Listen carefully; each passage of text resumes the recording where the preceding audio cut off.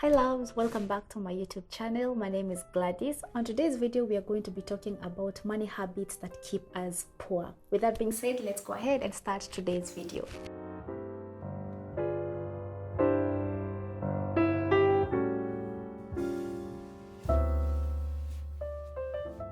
If you're this kind of a person that whenever someone calls you, whenever they have an emergency, you immediately make it your own problem. You've become so good at solving other people's problems, especially when it involves money.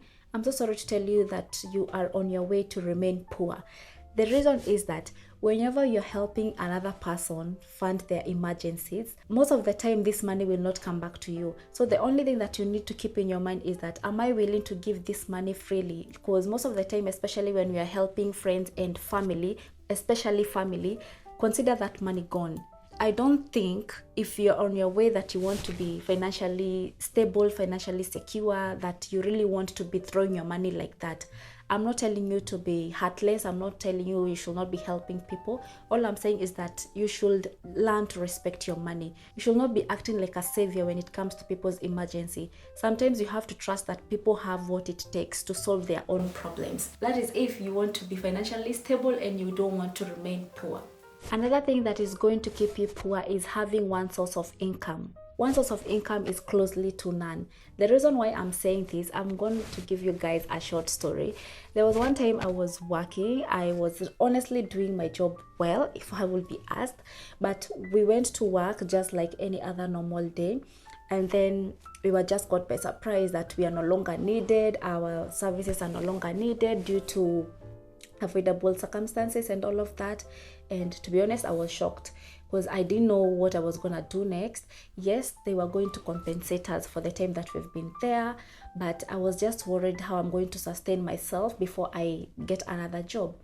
Now, when I went home, I was honestly thinking, I was not even thinking much about getting another job, but I was like, what is this thing that I can start doing to get at least some cash on the side before I get this maybe permanent job? And I remember during that period, that's when I was like, wow, so you could literally have a job and in the next minute you don't have a job, you don't have an income you're relying on at the end of the month. Like, what are you supposed to do with your bills? What are you supposed to do with maybe paying your rent and all of those stuff? I was honestly very scared. I didn't know what to do. But now that I experienced that, I am honestly here to tell you that an income, especially one source of income, it's not enough.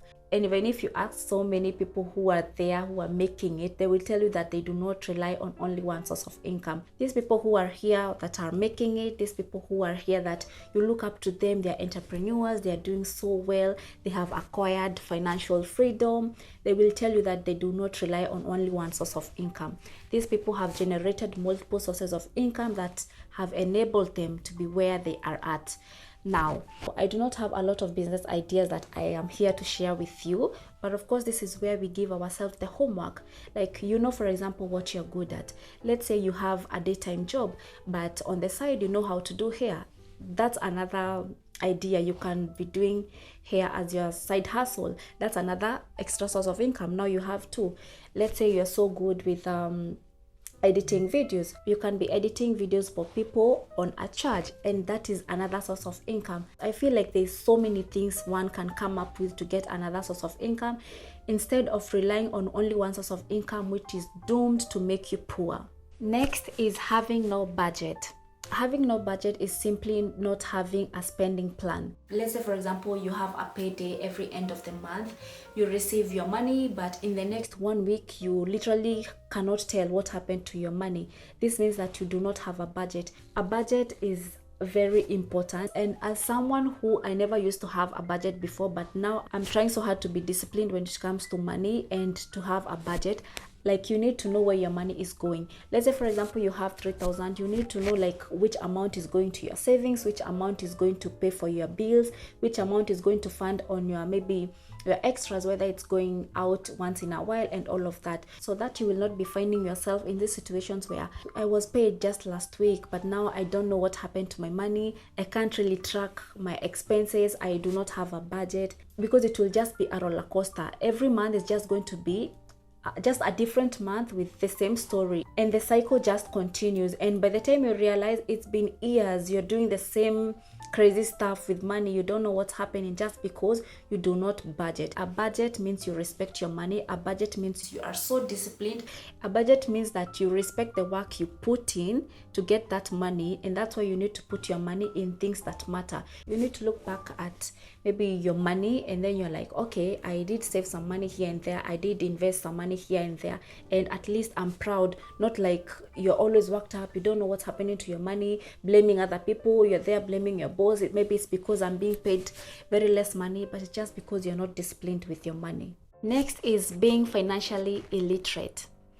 I'm currently reading this book, Rich Dad Poor Dad, and it's not even the first time I'm reading the book. It's probably the third time. That is one book that I really recommend if you want to be on a path where you want to be disciplined with your money, you want to know how to make more money, you want to understand money. That is one book that I can really recommend. And I just remember there's one page that I read. It said that most people go to him and ask him how they can become rich, how they can make more money, and the only answer he always gives people is that they need to be financially literate. But now the problem comes that people don't want to educate themselves. People don't want to accept the fact that they don't know. People don't want to unlearn, become children again, and accept the fact that I really do not know about money. So most people go to him and they're like, okay, how can we become rich? Others were like, I need to get an increase in my salary and all of that. But he goes on to explain that even if, for example, you're getting $10,000 every end of the month and the money is not enough for you, you want maybe an increment of $5,000 to make it $15,000 every month. He goes on to explain that if you are not financially literate, for example, if you're such a good spender, more money will actually amplify what you're good at. If you're good at spending, more money will amplify more spending. If you're good at investing, more money will only amplify you investing more. So he goes on to explain that sometimes even more money is not the solution. People need to educate themselves. Are you willing to buy courses and learn about money? Are you willing to take advantage, for example, of YouTube? We have people who are so good with money that they offer the courses, they explain, you can learn from that. Are you willing to sacrifice your 30 minutes a day to at least learn? Are you willing to spare that handbag or spare that pair of shoes that you want to buy and at least purchase some books that are so good when it comes to financial literacy and learn? But the problem is most people feel like they know. I used to be ignorant myself. I was like, me, I can't read, I can't buy the book, I don't know what. But right now, ever since I started reading about money, I just want to keep on learning, because you realize there's more to learn, and the more you learn, the more money you can make. Because remember, making money is a skill. So you have to keep on learning, you have to put yourself out there, you have to take advantage of all of these things that are given to us free. We have internet, take advantage of like YouTube. If you have some money, spare some money, get yourself the books, read, educate yourself, because the more you know, the more money you will make. And at the end of it, you will find yourself that you're on your way to financial freedom and you're not poor. Next is having no savings. There are a couple of reasons why you should implement saving your money if you have not started yet. Number one is savings will help you fund your emergencies. Sometimes you can get sick, you're not able to go to work, and you need to sustain yourself. You need to eat, you have bills to pay, and all of that.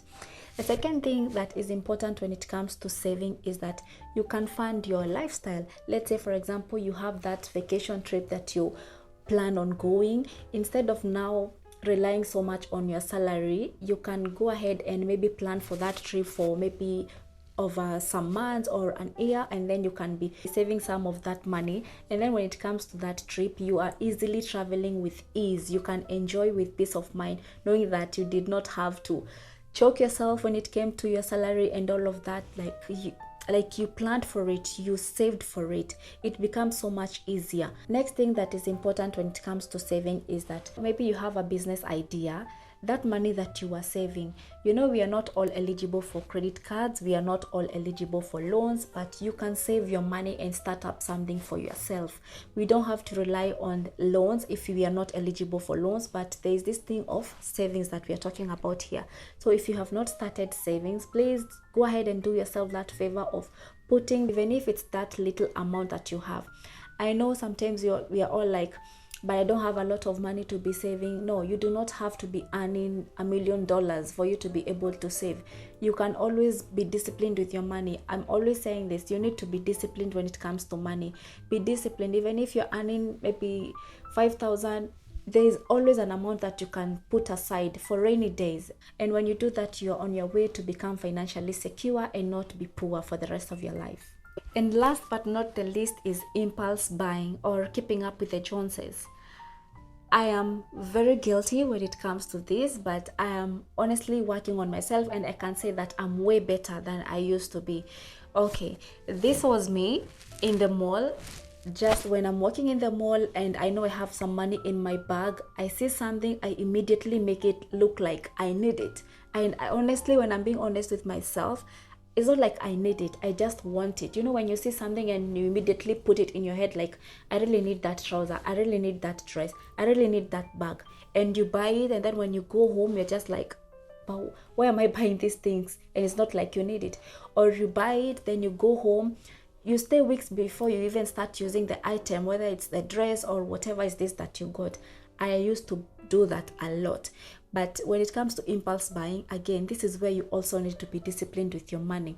For me, the thing that I am currently doing that is helping me a lot, I'm always asking myself, do I really need it? I'm constantly asking myself before I go ahead and purchase something, do I really need that thing? Do I really need that bag? What about the other bags that I have at home?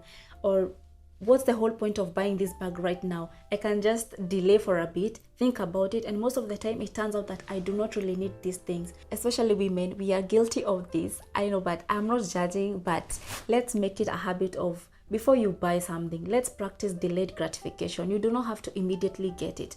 I understand sometimes we want it. I know it looks so cute, I can just buy it and then I'll recover the money later. I know what we always tell ourselves, but sometimes it's not helping you, because at the end of the day, months will come, months will pass, and then you realize you've been spending a lot of money that you could have put into proper use. You could have put your money into maybe a business idea that could have generated more money, you know, and the profits maybe could have funded that thing that you wanted. But instead, we are here wasting our money. We are here remaining in the same financial situation just because of things that we can prevent. Again, there's this thing also, keeping up with the Joneses. You know, when you see an influencer, maybe they're posting these things that they have, whether it's bags, shoes, whatever.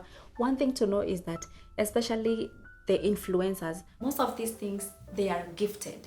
They do not buy them. So please stop killing yourself. Please stop putting yourself in a very tight financial situation just buying stuff because you're seeing people posting stuff. Stop trying to copy another person's lifestyle because you do not know who's funding it. You do not know whether it's paid. Sometimes these things they're even working. But for you, you're just there putting yourself in a lot of stress trying to keep up with these things, and it's not helping you at the end of the day. And that was it for today's video, guys. I hope this video was helpful. Please don't forget to like this video and subscribe to my channel if you haven't, and I'll see you on the next one. Bye.